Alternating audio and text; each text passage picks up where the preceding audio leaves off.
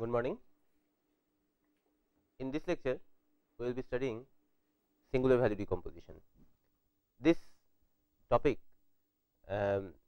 embodies a very deep connection between quite a few different topics in the area of linear algebra. Consider this situation.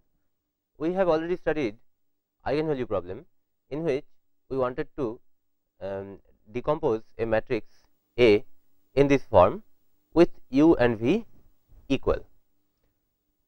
We have already studied eigenvalue problem, and all the time of our study in eigenvalue problem, we have faced this question whether the decomposition of this sort will exist or not.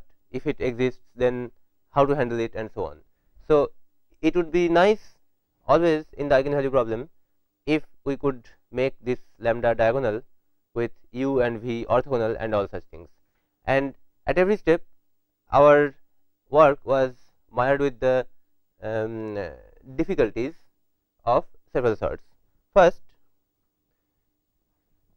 among all matrices,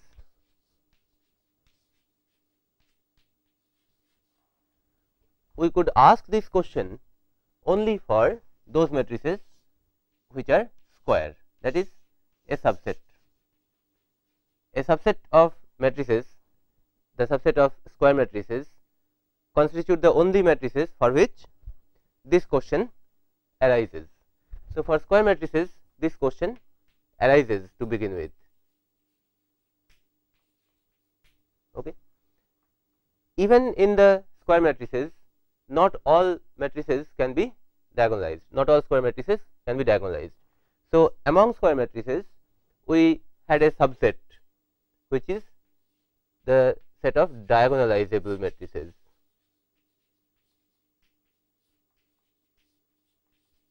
For which this kind of a decomposition is possible, right. Even among diagonalizable matrices, we had another subset of matrices which are symmetric.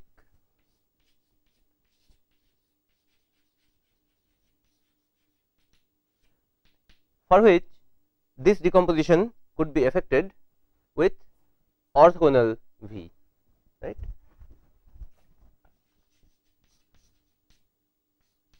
Which is same as u for that matter, with that condition fulfilled.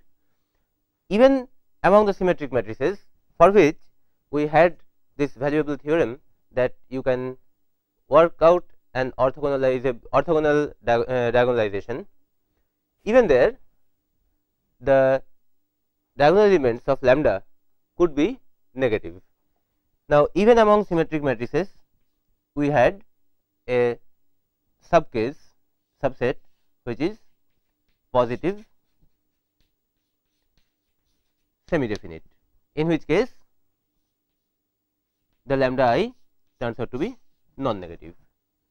Now, this is the best possible situation which we could think of, and that is a subcase of the subcase of the subcase of the general form of the matrices.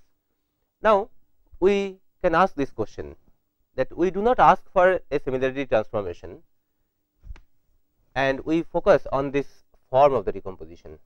When we say we do not ask for similarity, we basically want to allow u and v to be different. Okay. So, in that case, we ask this question, that if we do not ask for u and v to be equal, then what of these we can ask for and get results. And with just this one relaxation of allowing u and v to be different in content as well as in size, if we allow that, then we can get a decomposition of this sort, which is guaranteed for all matrices irrespective of size and shape, that means even rectangular matrices, with orthogonal u and v matrices, and with non-negative diagonal entries in delta in this matrix lambda, diagonal matrix lambda. That is, in that case we do not refer to it as lambda, because lambda has been already used for the matrix of eigenvalues. So, we show that as sigma. That means that just by allowing this u and v to be different, we can effect a decomposition of this sort with all the other facets. That is, the decomposition will be possible for all matrices, and it will be always possible.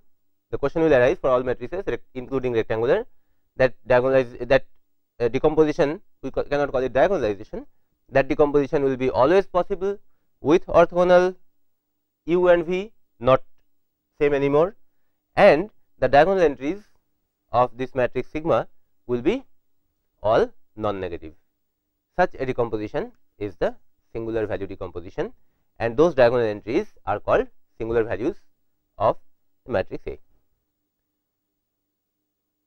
Underlying is this very important theorem called the SVD theorem, or singular value decomposition theorem. The theorem says, for any real matrix A of size m by n, there exist orthogonal matrices U, which is m by m, and V, which is n by n, both orthogonal, such that U transpose A V is diagonal matrix of size m by n. Now, what is this idea of a diagonal matrix of a rectangular size? So, its diagonal entries are sigma 1, sigma 2, sigma 3, etc., all non-negative, which you obtain by getting a square matrix first of size p by p, in which p is lesser of the two dimensions m and n. Now, if you want this diagonal matrix to be m by n size, then whichever is larger, m or n, that many extra rows, 0 rows, or that many extra 0 columns you append. Okay. And these diagonal entries sigma 1 to sigma p are called the singular values of this matrix A. A similar result is there for complex matrices. Then for that, the SVD theorem will read, for any complex matrix A belonging to C m by n, there exist unitary matrices U and V, such that U star A V, where star is a conjugate transpose, is real sigma. This is always real, and so on. Okay. So, now this theorem gives the basis for the decomposition in this manner for a matrix A. Now, the question arises, how to construct U, V and sigma, the three components, the three factors. The way we work out the construction at the same time provides a proof also of the SVD theorem, that such factors U, V, sigma will always exist. So, let us quickly look at the construction. To construct the singular value decomposition, the factors U, sigma and V, you first say that okay, if we could decompose A in this manner, A as U sigma V transpose, then its transpose A transpose will be this, V sigma transpose U transpose, and then we can just multiply it. As we multiply it, U being orthogonal, U transpose U will be identity, and we have got V sigma transpose sigma V transpose. Now, sigma transpose sigma, we have already discussed that sigma is a matrix of this shape, in which if m is less, then it will have only m columns, which will mean that the matrix will be only this much, these rows will not be there. So, if m is less, then it will have this shape, if n is less, then it will have this shape. Okay. So, extra 0 rows or extra 0 columns, there will be no question of anything here, because one of these 0 blocks will be there, not both. Okay.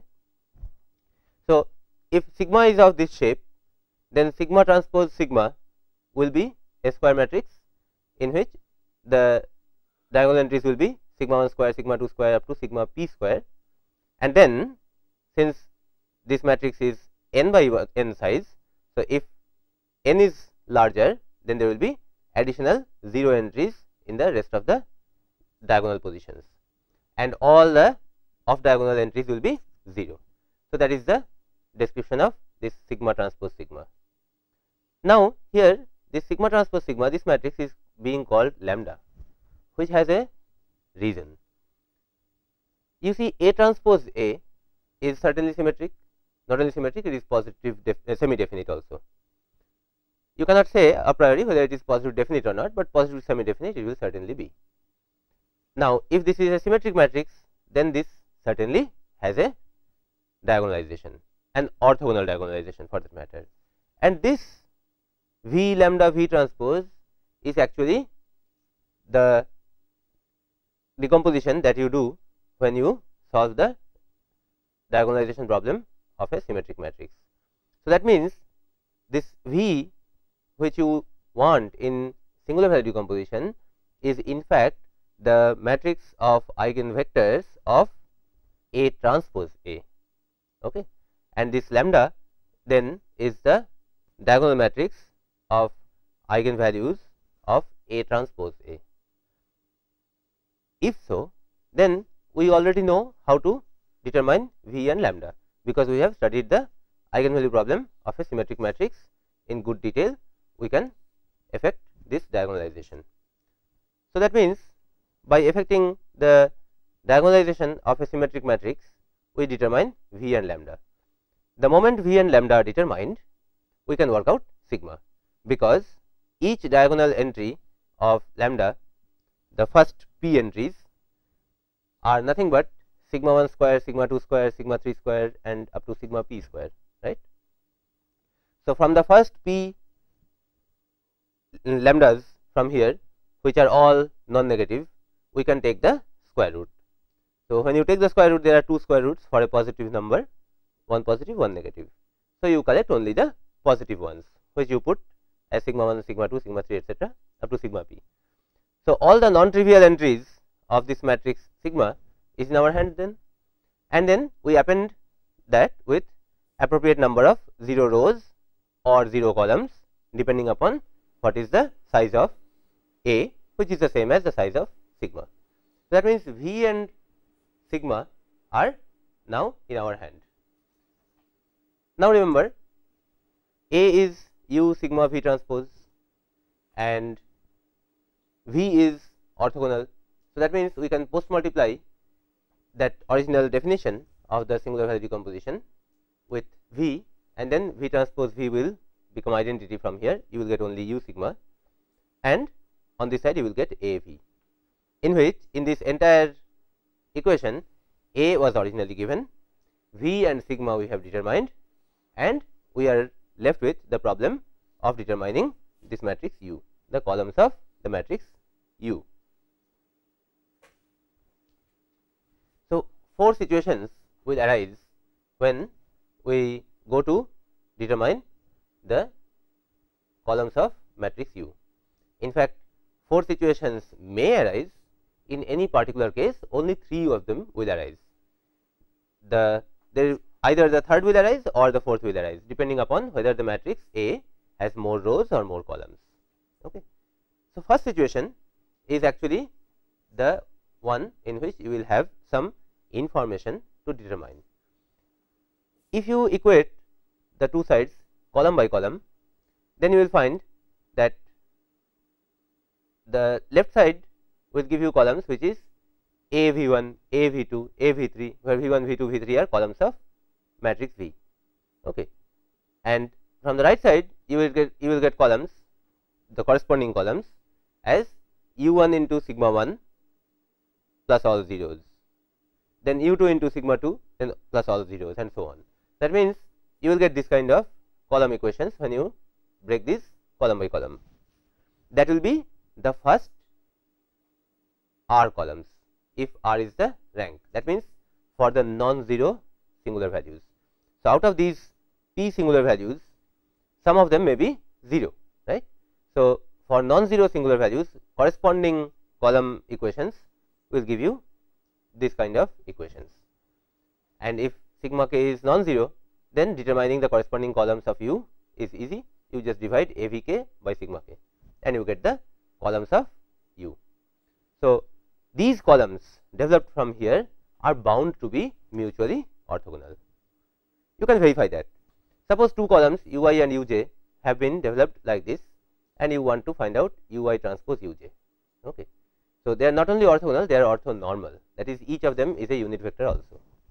So, for being orthonormal, this has to be 1 if I and j is same and 0 if I and j are different. So, you can see this, that when you consider u I transpose u j from these expressions, from here you have determined u I u j, then here you will find that you will get V I transpose A transpose A V j. Now, A transpose A is the matrix for which we actually solve the eigenvalue problem, right. So, V j is its eigenvector corresponding to eigenvalue lambda j, that is sigma j square. So, when we write this,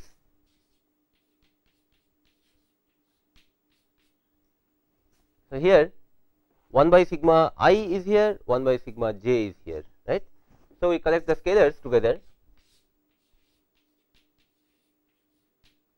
and then we are left with V I transpose A transpose A V j. So, write V I transpose and A transpose A V j is lambda j V j. This is lambda j and this is V j. So, lambda j, that is sigma j square, is scalar which we can bring here and we are then left with V I transpose V j here. From there you find that if I and j are different, then V I transpose V j is 0, because V and lambda together give the orthogonal diagonalization of A. That means, columns of V are mutually orthogonal, right. So, if I and j are different, then V I transpose V j is 0 and you have got the orthogonality of U I transpose U j, right. Yes. On the other hand, if I and j are same, then V j transpose V j you will get, which is 1, because V is orthogonal. So, each column V j in particular is of size 1. So, in that case V j transpose V j will be 1 and this sigma j square cancels with this sigma j square, I is equal to j in this case. So, you will get 1 here. That means, U j transpose U j will be 1. So, that shows the orthonormality of all the columns that we have determined from this. This much for those singular values which are not 0, right, for non-zero singular values. For the singular values which are 0, you have got this A V k equal to sigma k u k and sigma k is 0. That means, you are talking about A V k equal to 0, right. So, the corresponding u k is left indeterminate. So, that means that you cannot determine u k from this relationship, because the coefficient is 0, but it is left indeterminate. That means, you are free to choose a suitable u k. What is a suitable u k? A unit vector that is orthogonal to all the other columns that we have already determined, right. Now, in a case where m is less than n, that means, u has less number of columns and v has more number of columns, right. That means, in that case you will get further equations A V k for k greater than m, for which on this side you will get zeros, right, and from that there is no corresponding column of u to determine, right. So, this is gone. The fourth case is where m is greater, that is the matrix A has more rows than columns. In that case, after all these calculations, there will be further columns of u which are left indeterminate. So, just like the case 2, in this case also there are additional additional columns of u which are left indeterminate. So, just like this case, in this case also the additional u vectors are determined to make the entire u matrix orthogonal. That means, additional columns of this case with 0 singular values and additional u columns corresponding to this case with additional singular values, additional columns which have no matching singular values. So, these two cases are determined based on the orthogonality requirement of u. So, that means, in one line you can say we extend the columns of U determined from here to an orthonormal basis, and that full set of m vectors will give you the square matrix U. So, this way after the 3 factors of the singular value decomposition have been constructed, you have A equal to U sigma V transpose, each of the 3 you have in hand. After constructing the singular value decomposition like this, you would like to see what are the properties of such a decomposition. So, first question after verifying existence is uniqueness. Is it unique? The actual answer is that it is actually not unique. For example, you can apply several changes in it and still the changed U sigma V will constitute another singular value decomposition of the same matrix. So, that means that you can do several changes. So, those changes are here, and then you can say for a given matrix the SVD is unique up to these changes. That means it is actually not unique, it is determinate, but such changes will not disturb the requirements. Such changes will not disturb the fact that the matrix is the decomposition is still an SVD of the given matrix. So, what are these changes which are possible? The same permutation of columns of U, columns of V and diagonal elements of sigma. That means, if you interchange sigma 2 and sigma 5 and at the same time interchange columns U 2 and U 5 and interchange V 2 and V 5, then the resulting U sigma and V will still give an SVD and so on. Now, corresponding to equal singular values, you have got columns of U and V. So, among them if you work out an orthogonal reorganization, that is, suppose sigma 2 and sigma 3 are same, then you say that I will work out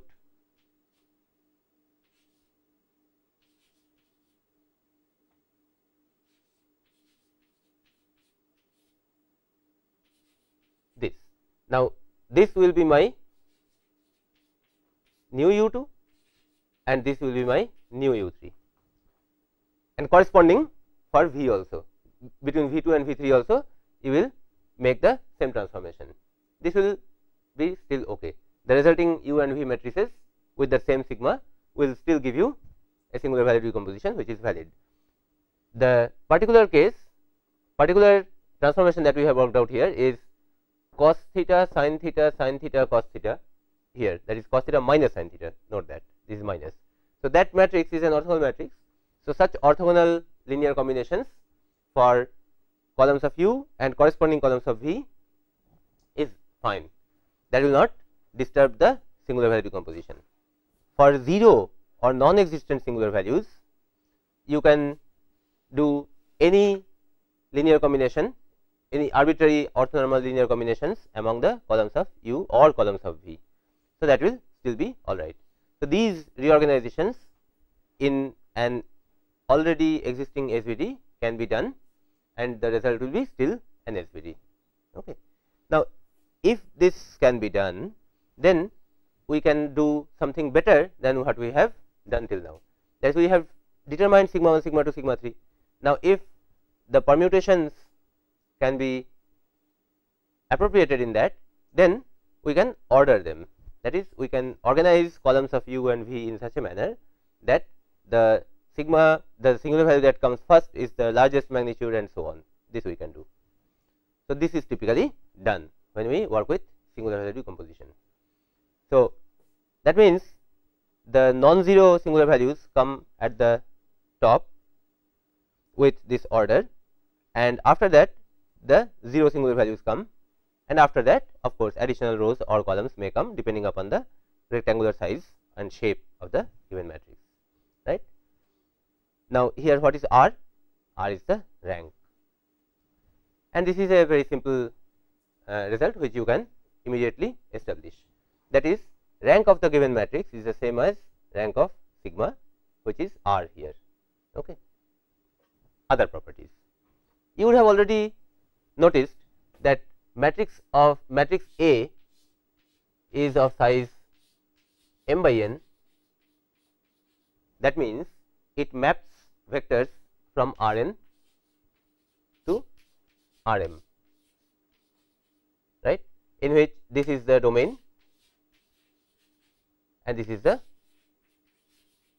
codomain, right. Now, you can see that V being an n by n orthogonal matrix can give a basis which is orthonormal basis. The columns of V are actually n dimensional vectors and they are all mutually orthonormal.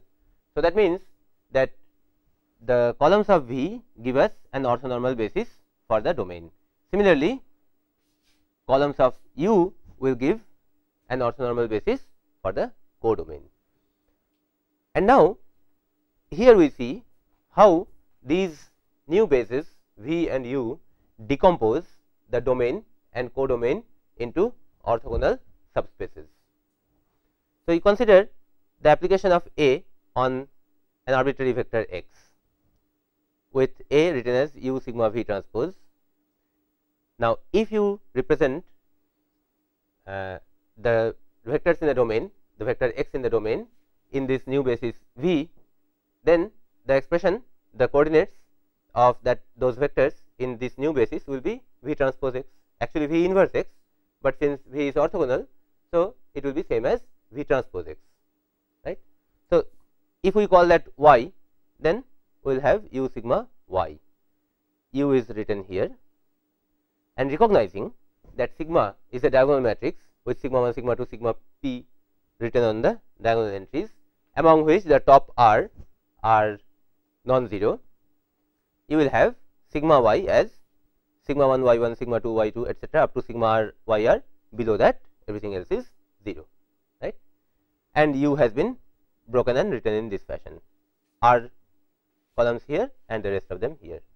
Now, when you consider this product, you will find the product is sigma 1 y 1 into U 1 plus sigma 2 y 2 into U 2 and so on up to this. After that, everything else is 0. Now, see what is happening. In this sum, you will notice that this has non-zero components along only the first R columns.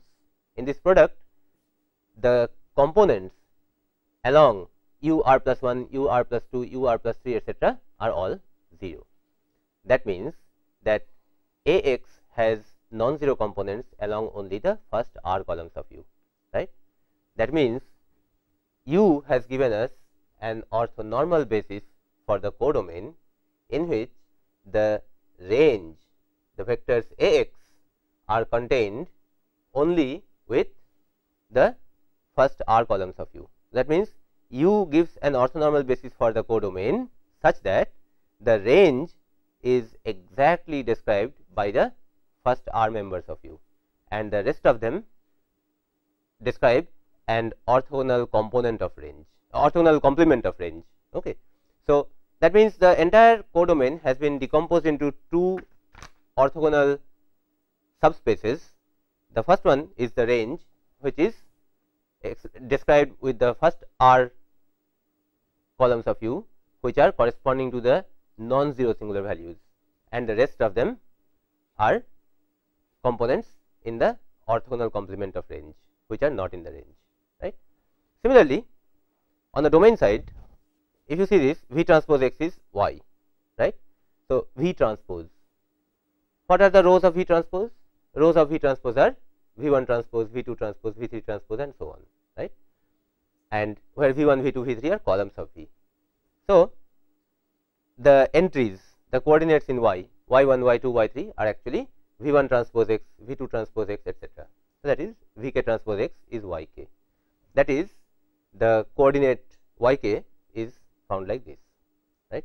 So, that is component of x along the unit vector V k. So, the full x is component of it along V 1 into the V 1 unit vector plus its component along V 2 into unit vector V 2 and so on like this. Now, in this you will find that those vectors which are here only make a contribution in the A x mapping. Okay. Those here will not make any such contribution, because y r plus 1, y r plus 2 etc. are zeros that we have already seen, right. They are made 0 by the in this product sigma y. So, whatever is y r plus 1, y r plus 2 etc., sigma y will kill their contributions. That means, whatever is y r plus 1, y r plus 2 etc., their contribution in the product here will be 0, because sigma multiplied to them will kill their contributions.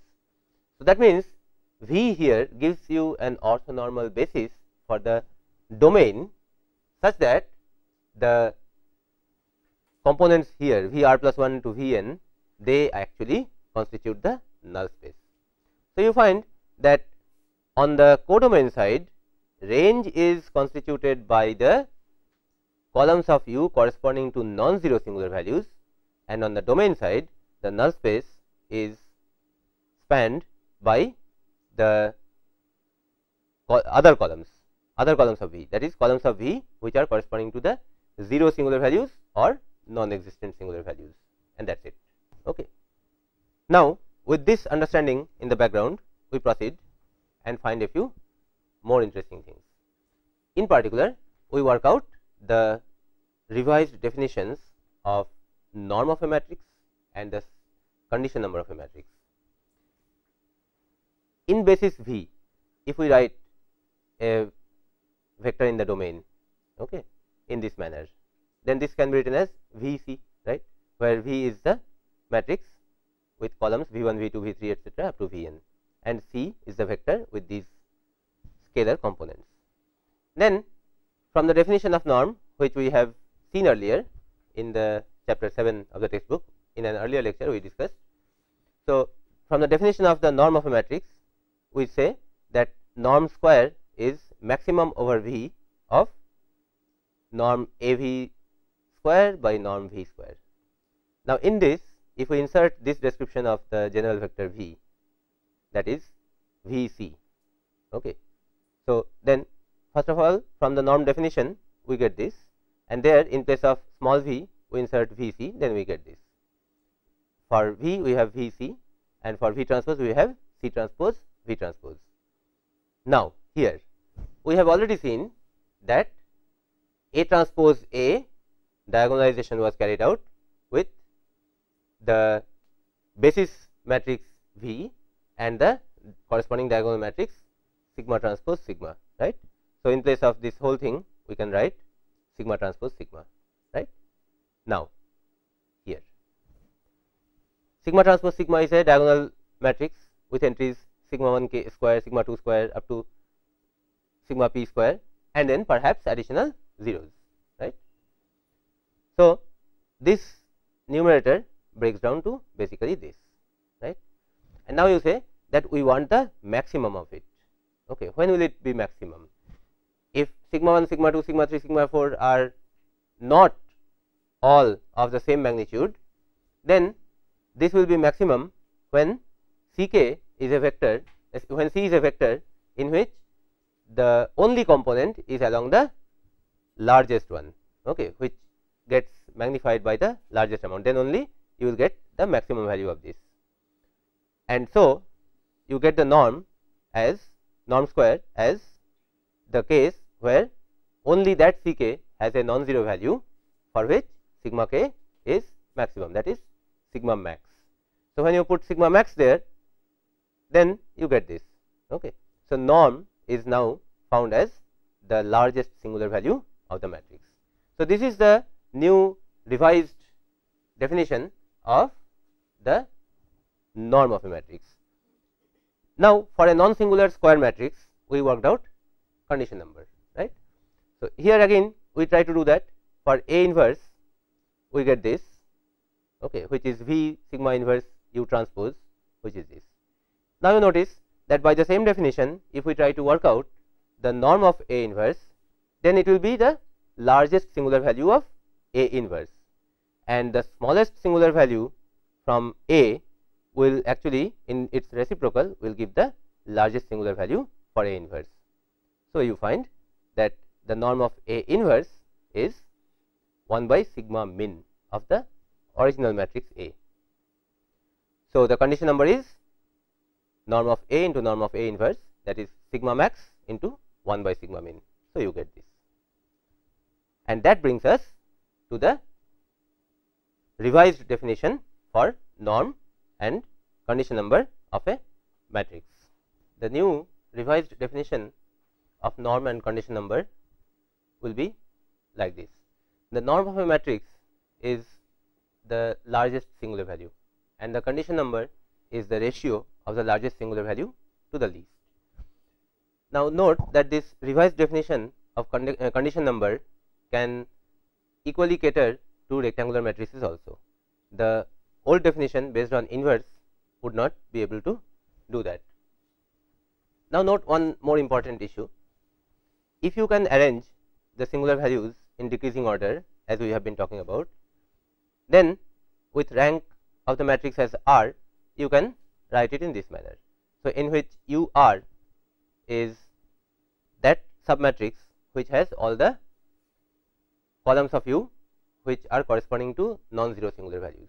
Similarly, V R are the corresponding columns of V, and U bar and V bar constitute the rest of the columns. In that case, this matrix A, which is U sigma V transpose, can be multiplied in this block form, in which the 3 components that you get out of it will be 0 because of these, and the non-zero component is only this U sigma U R sigma R V R transpose. So, the other components are 0, and this gives you this summation. That will mean that if you can store the components of U and V, the columns of U and V which are corresponding to non-zero sigma, then that alone, along with the sigma values of non-zero sigma k's, will be able to reconstruct the matrix A.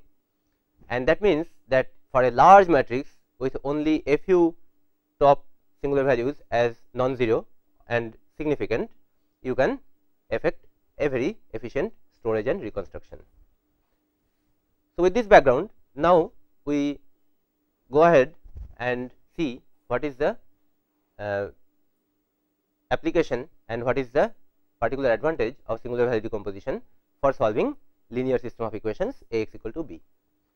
And we again revise the definition of pseudo inverse compared to what we did earlier in the chapter 7. So, in the background there is this term called generalized inverse. For any matrix, you can define a generalized inverse or G inverse if for a vector b in the range A, GB is a solution of this. That is, for a matrix A, a matrix G can be considered an inverse of some sort, generalized inverse, if for a consistent right side vector B, GB gives you the solution. That way, G operates something like an inverse. So, pseudo inverse is actually a special case of generalized inverse. The pseudo inverse or the Moore-Penrose inverse is defined in this manner, and in order to differentiate it from the ordinary inverse, we write it with this symbol A hash. So, A hash is U sigma V transpose hash. Now, here wherever an inverse is actually possible, we take the A hash, we take the pseudo inverse as the same as the actual inverse. So, the pseudo inverse of this will be V transpose hash sigma hash U hash. Now, V transpose and U are orthogonal. So, for them actual inverses exist. So, for the V transpose hash, we write V transpose inverse, which is V, and similarly for U hash, which is U inverse, which is U transpose. The actual problem is with this, right. So, this is the one which requires a definition. So, that is defined like this. For this structure of sigma, in which there is a diagonal matrix of R by R size here, with r non-zero singular values and everything else is 0, sigma hash is defined as this. Okay. So, now that will mean that those diagonal entries which are non-zero, their reciprocals will come here, and those diagonal entries which are zeros, so their reciprocal rather than infinity, we will put 0 here. This is very interesting. In place of 1 by 0, which should come as 1 by 0 by the ordinary rule, here we are actually writing 0. So, this is how we define the pseudo inverse or Moore-Penrose inverse. In elaboration, you can write sigma hash in this manner. So, sigma 1 to so in place of the diagonal entries rho 1 to rho p, you write where rho k is the reciprocal of sigma k when sigma k is non-zero, and sometimes in practical cases even if sigma k is very small, then we consider it as good as 0. Okay. That is here. So, for those cases where sigma k is 0 or extremely small, we put rho k as 0. So, rather than putting 1 by extremely small number or 1 by 0, we actually put it 0 there. Okay. So, this is the definition of pseudo inverse. Now, sometime at leisure you should compare this expression and this description of the pseudo inverse with the special cases, full rank cases, which we worked out in chapter 7, okay, as right inverse and left inverse. So, in those cases where the matrix is full rank, those definitions will appear as special cases of this. Now, what are the inverse like properties or qualities of this pseudo inverse? First is pseudo inverse of the pseudo inverse of the matrix is the original matrix, considering only actual 0 cases being put 0 here and not the truncations. Okay. Second important point, which is like inverse, that if A is actually invertible, if it is a square non-singular matrix, then this will boil down to the ordinary inverse, and A hash B will give the correct unique solution of A x equal to B. On the other hand, if the situation is not so good and if A x equal to B is an underdetermined but consistent system, that is full rank case of more unknowns and less equations, then A hash B selects that solution x star which has the minimum norm out of an infinite possible solutions. On the other hand, if the system is inconsistent, then this A hash B defined with the same formula, then this A hash B will minimize the least square error. That is, if the system is inconsistent, there is bound to be some error A x equal to B in A x equal to B, A x will never be exactly equal to B, then this same A hash B will find you an x star which gives the minimum error. Now, if that minimum error giving solution is also not unique, if there are infinite of them, then at the same time it will give you that solution out of those infinite possible solutions giving the minimum error which has the least size. So, all these sensible things the pseudo inverse does with the help of a single definition. Now, you should contrast this with the solution which we obtained earlier from Tikhonov regularization.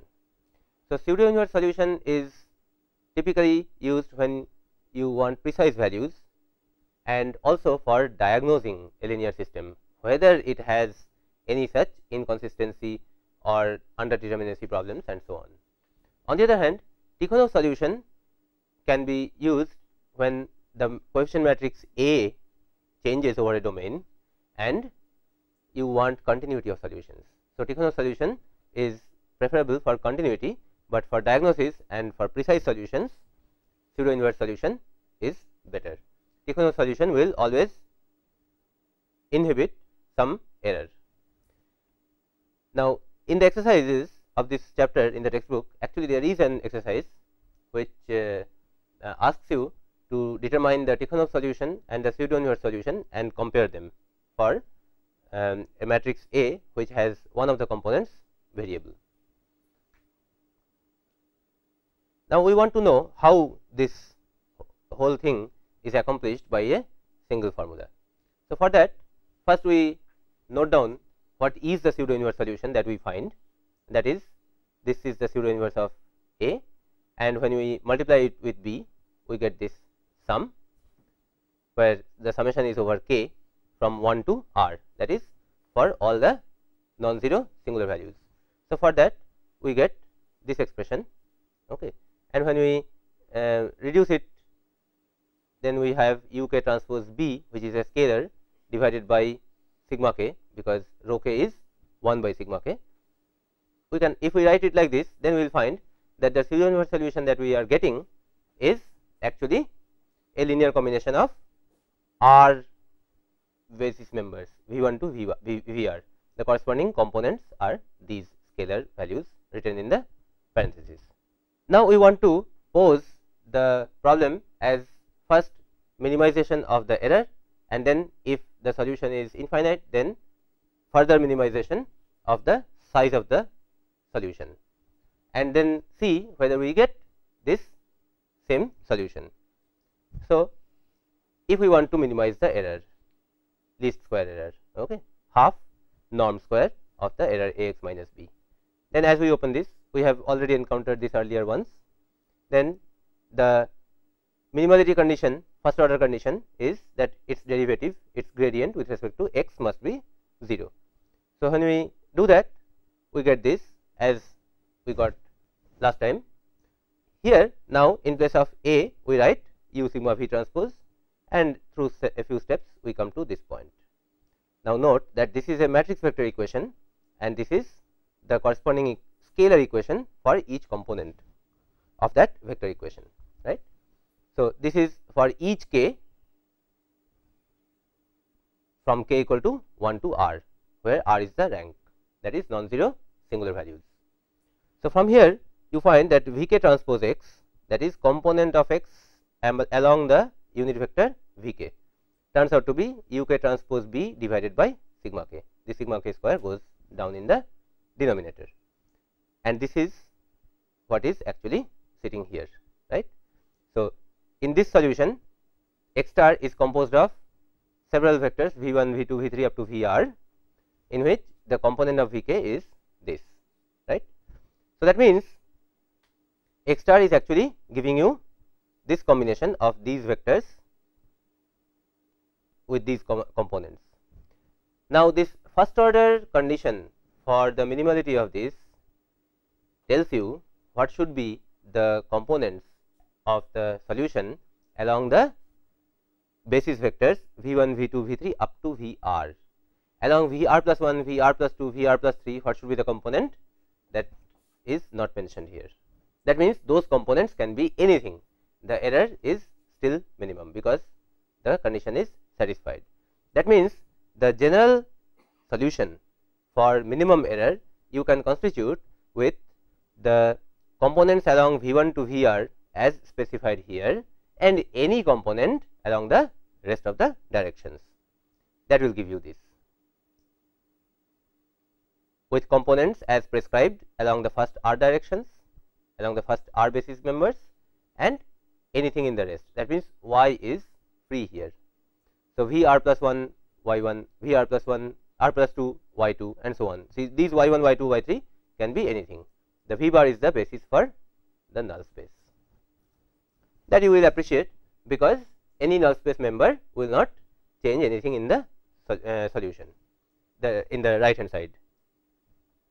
So, now we say that out of all these infinite possible solutions, which one is the one which is of least size? So, then what we ask for? We ask for how to minimize the size of the vector subject to this error being minimum anyway. That means the solution you take from here and minimize it with respect to y, that is which y to select to minimize the size of the vector, this. So, we say minimize the size, okay, that is x norm square, that is this. So, now you find that x star, this part, is a linear combination of v1 to vr, and this part is a linear combination of other basis members, and all other basis members are orthogonal to the basis members of the first family. That will make this x star sitting in one subspace and this part v bar y sitting in another subspace, two subspaces being orthogonal to each other. So, how do you find the square of sum of this if the two members are in orthogonal subspaces? So, since they are mutually orthogonal, this will be simply x star square plus v bar y norm square. Okay. So, now you find that if we then want to ask that which y will give this as minimum, where this is already available and cannot be tampered, only y can be changed, then y equal to 0 will give you this as 0 and this sum as minimum.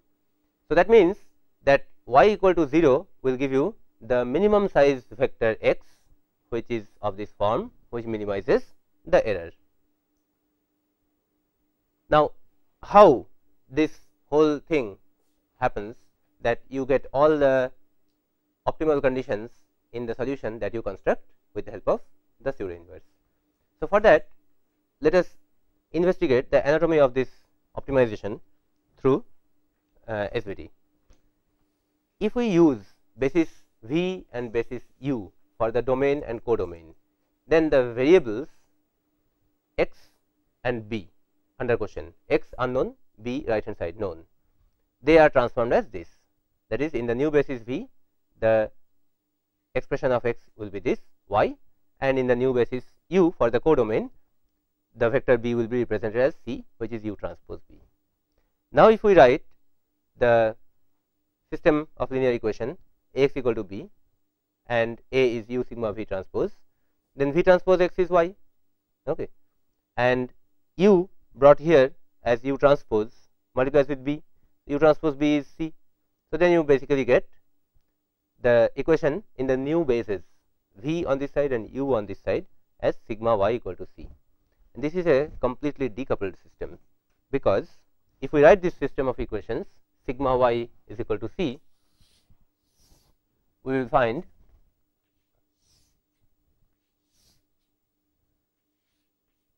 sigma 1 sigma 2 up to sigma r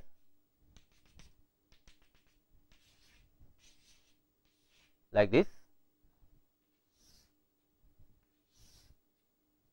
y1 y2 up to yr, and below that possibly more variables, okay, up to yn, and on this side we will have c1 c2 up to cr, and below perhaps more things. Now, the way the pseudo inverse solution has been constructed, you get the useful information only from the first r rows, first r equations, and they are completely decoupled, because y1 is simply c1 by sigma 1, y2 is simply c2 by sigma 2 up to this, yr is cr by sigma r. What happens below? Below you find that all zeros here, that means left side of the equation will give 0. Question is, what is here in C? If there are corresponding zeros here, then that will mean that the system is consistent, but that information 0 equal to 0 is completely unusable. It does not have any information content. On the other hand, if some particular values here are non-zero, that will mean we are talking about 0 equal to something non-zero. That means that is the conflict, that is the source of inconsistency in the system of equations. So, in this situation we find that for k equal to 1 to r, this is what we determine, and that is the only usable component, and for c k greater than 0, for k larger greater than 1 r, that is below, for c k non-zero, for c k non-zero, you will find that you have purely unresolvable conflict. So, that is simply the inconsistency decomposed into an orthogonal subspace, and which cannot be compensated for by any other component, and c k equal to 0 will give you completely redundant information. that is again the completely redundant information is also collected over an orthogonal subspace, which cannot be changed from any other component from outside. So, by setting the appropriate diagonal entries of sigma hash as 0, SVD extracts this pure redundancy and inconsistency and rejects that. So, it rejects the redundancy, it rejects the inconsistency and gives you that solution which is the best possible achievable. At the same time, since these were free still, because the usable component gave you the values of only this much, setting this all these variables as 0 minimizes the norm of y, and since the norm of x will be the norm of V y, V is orthogonal. So, through the multiplication of an orthogonal matrix, the norm of the vector does not change. So, minimum y will mean minimum x for the norm. Now, the points to notice here, important points to note are the following. First, SVD provides you a complete orthogonal decomposition of the domain and codomain, and it separates functionally distinct subspaces. On this side, the null space from the rest, on that side the range from the rest. It offers a complete diagnosis of the pathologies of a system of linear equations. And then pseudo inverse solution A hash B gives you the most meaningful solution of a linear systems in all cases. Apart from these, what has not been noticed till now very clearly is that with the existence of SVD guaranteed that any matrix, real or complex, you can write as U sigma V star or U sigma V transpose, many important mathematical results and many other formulations can be worked out in a very straightforward and direct manner. In many of the cases in coming lectures, based on this existence of SVD only, you will find that you will be able to appreciate the deductions of many of the results quite easily. So, here we in this lecture we have actually connected two important problems, systems of linear equations and eigenvalue problems, together through the singular value decomposition.